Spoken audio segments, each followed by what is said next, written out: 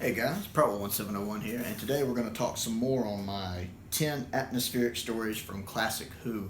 Now, if you saw part 1, this was meant to be done all in one video, but just for some reason while I was filming that first video, just somewhere during the video, I just ran out of gas. Like, I just got super exhausted. It just kind of hit me where I felt tired, wore out, I had no energy. And I mean, if you watch the video, you can probably tell. I'm really struggling to get through the video. I'm having trouble articulating my points and getting my points across. It was really, really rough. I mean, I'm actually filming this the next day. I filmed part 1 yesterday. I don't know. I was just really, really struggling. I believe I'd just been about to talk about Talons of Wingchang. I like how a lot of this story takes place at night. I really like night lends itself really well to atmosphere and tension and isolation and claustrophobia. Just dark, in general really does. You know, there's a reason why we're afraid of the dark. That's of course the Vashnarada, but that's another story. But Talons does a good job with that kind of Victorian setting it's got going on. And I mean, we have this kind of Phantom of the Opera villain, you know, with Griel, who's such a really good villain, and what he's doing to people to kind of save himself. And then it's really, really good.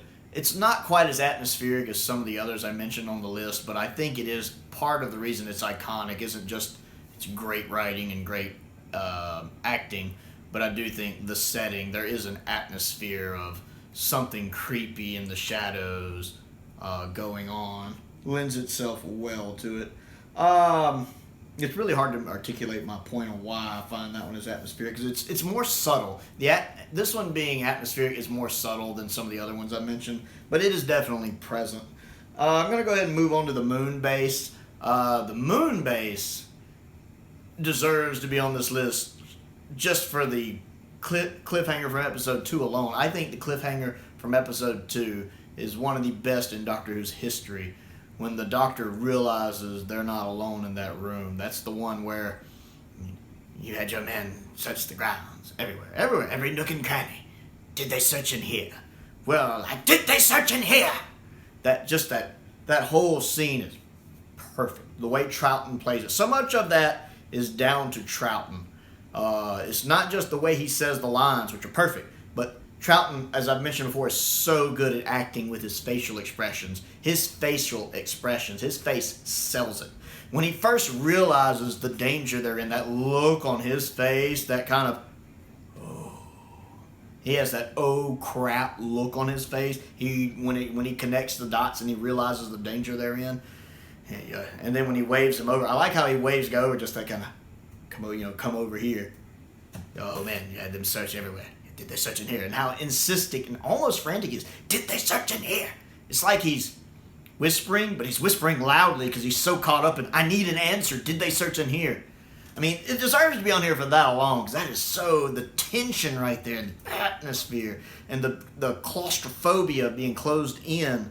But not just there. I mean, you have, the people who are falling prey to the virus, who are slowly coming under the Cyberman control, seeing people get assaulted by their own crew members, the way they move almost robotically like they're a Cyberman already, is perfect and creepy. Seeing the Cybermen walking around outside. And I love how the moon's surface itself looks like such a lonely, cold place, which it is. But it does. It looks like a place you don't want to be. Imagine looking up and just seeing these emotionless silver men walking towards you. You can't bargain with it. You can't talk to it or stop it. It just keeps coming. It's really well done. I love the scenes where Jamie keeps seeing that one Cyberman. That's really well done. How he's the Piper! There's so much tension in that story. So much atmosphere. It just fills me with dread in places when I watch it. It is. If you watch it early in the morning, you can kind of feel that tingling on your spine. And those are the ones that do it the best. Next on the list is the Curse of Fenrik, which is another really good example. especially since most of this one is done in the day. But I love how it builds Fenrik up as such a dangerous villain, you know, for the Doctor to face. Them. Obviously, they fought each other before. We established that. But just, you know, the scene when the girls get drugged underwater, you know, and then the scenes when they come back as the Hemivores and they drag the soldier down. Come play with us. I don't know what that soldier was thinking. If I had seen that, I'd been like, oh, it's time to go. Come play with us. You know, the scene at the end when they go into the school and all the other girls just turn around, they're like, I love the scene when the vampire girls attack their, I'm guessing their aunt or whoever that was that used to watch them after they change, you know, they go back after her. It's a lot of creep. Get the attack at the church.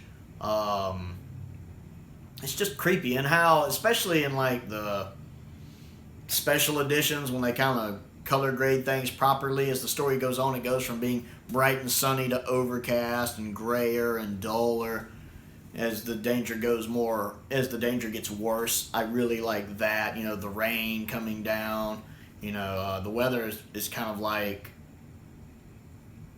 signifying what's going on in the story. It's going from all bright to steadily getting grayer and darker and rainier. It's really good. Fenrik himself, seeing him fight Fenrik, first when he's in the voice of like the professor, and then when he's in the voice of the, you know, when he's inside the soldier, you know, him and the Doctor squaring off. It's I think there's a good atmosphere going on to it. Not as creepy as some of the others, but you know, Fenrik works really well for a multitude of reasons. One of it is the atmosphere it creates over the course of the story. And let's see. I think the last one I'm going to talk about today will probably be Pyramids of Mars, which I haven't seen as recently. I don't own it. I was always hoping they'd do a special edition, and they never did, which surprises me. Again, my recollections of it is that it's very creepy in place. Sutekh himself is very creepy. The fact he doesn't really move a lot, and he talks in that very soft voice. You know, there's that very soft, I leave death and destruction wherever I walk. You know, and the things he says, though, like leaving death and destruction, and how he thinks of humans and the Doctor as, you know, ants, insects to crush beneath his heel. You know, you can tell by how he speaks, and the words he says, the contempt he has for everything else, and, you know, how he's basically a god to us, and just how powerful he is. You know, that scene when the one guy walks out of the portal and puts his hands on the other guy, and you see the smoke comes up as he kills him. That's creepy. That's tension. Or the scene when the one guy runs into his brother, who's now basically a zombie. But it's me. It's your brother. Tension. Even the beginning, when the archaeologist, older guy, gets killed, basically, when he sees that light, it's creepy. There really are some good moments. And watching the Doctor himself, you know, fall under Sutekh's sway, and then watching him, of course, the only reason really the Doctor wins is because Sutekh gets too overconfident and lets him out of his control. Because he doesn't think of the Doctor as a threat. Never underestimate the Doctor. That scene when they go to the future Earth and see it desolate. You know, so they see what happens when, if Sutekh comes back and takes control, and he shows Sarah, you know, that history is not set. This could be our future if he gets free. And it's just, you know, barren wasteland. It's creepy. Creepy. Got a good atmosphere, good tension, good isolation. And I think I'll leave this off there. I'll talk about the top 2, I think, in the next video. So if you like the list so far, click the like button, click the subscribe button, click the bell for notifications. I also have a Patreon if you would like to contribute to that. Check out the description. There's a link down there into the description for that. Most importantly, thank you for watching.